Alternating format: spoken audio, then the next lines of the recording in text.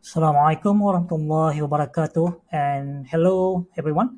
My name is Abdul Karim alias from University Science Malaysia. This is the third part of a video series on the topic engaging learners for an effective online session. In the previous video, in the second part, I talk about the design aspect. How do we design our online course? So there are four phases of course creation and development. So I talk about these phases and also the very established model, very established instructional model called AD, instructional model. So that was in the second part. And in this third part, I want to talk about structuring the online session. So let's say you plan to have 1 hour live or synchronous session with your students or with your audience. So how do we structure the 1 hour session to make sure that you can engage the students throughout the session? Okay. So first of all, we need to change our mindset. When we conduct our course, whether it's face to face or online, there's always a tendency to show the PowerPoint and start talking for the whole session. Very little time to engage the students in the discussion or question and answers. So we need to change that mindset, because usually especially for lecturers, they have the whole course, 2 credit hours or 3 credit hours. They want to kind of go through and cover inverted comma cover the content of 14 weeks syllabus as much as fast as they can, so that by the end of 14 weeks they have basically covered the syllabus.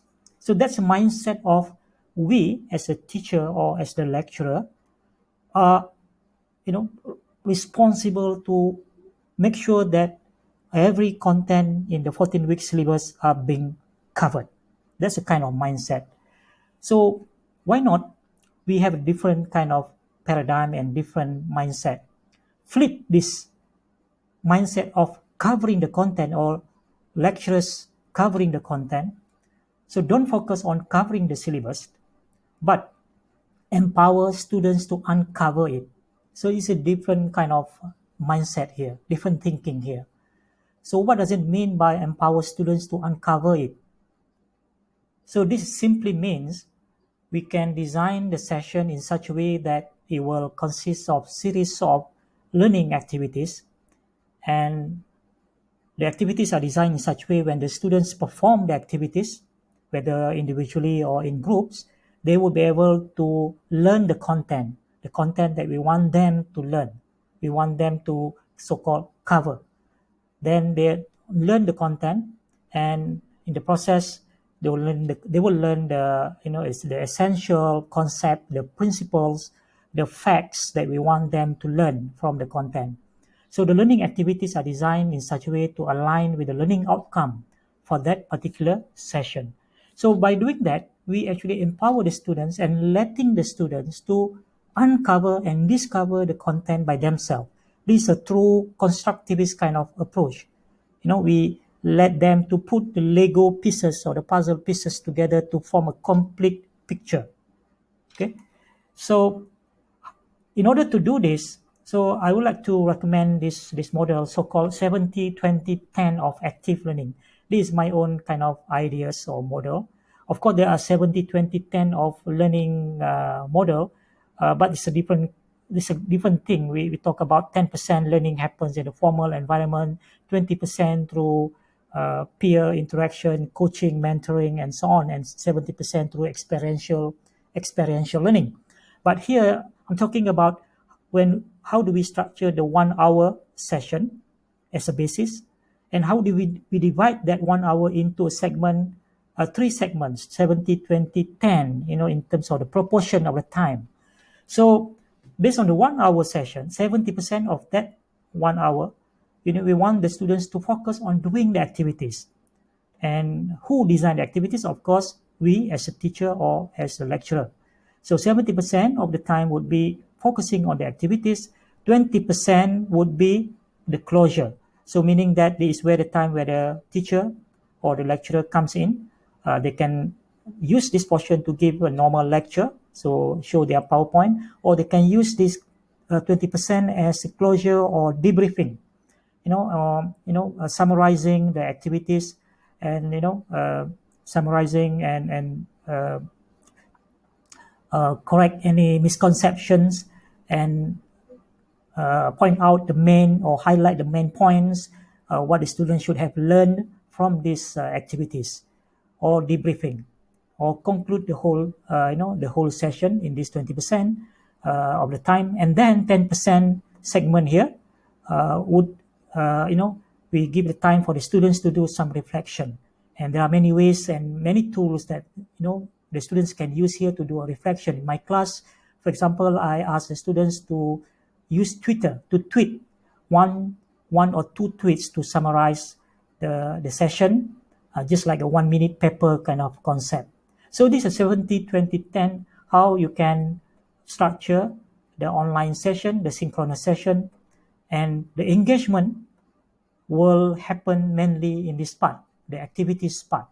So this is where we can engage the students cognitively, effectively, and behaviorally. Now we will talk about engagement later in more details, but engagement would be mainly happens here in the 70% of the segment, 1 hour time, 1 hour session.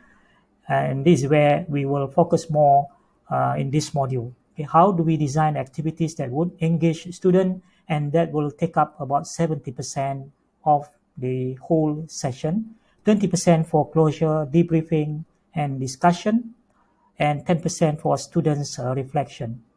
And when we look at generally, for 1 hour session here, again, this based on 1 hour, you can extend this concept to for a longer session like 2 hours or 3 hours.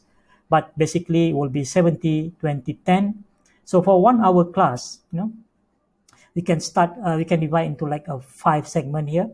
The first segment where you can start the activity about 5 minutes. This could be, giving them a short quiz to check for what they have learned, prior learning, or what they have learned as a summary of the previous class, and check the gap, the knowledge gap here, if there is any. Then you can start by giving a lecture, and this could be a normal lecture where you can show a few slides here and talk about the concept and so on. Then the third segment where you can design for activity here, okay. And the fourth segment, it could be a lecture segment, and the fifth segment is reflection.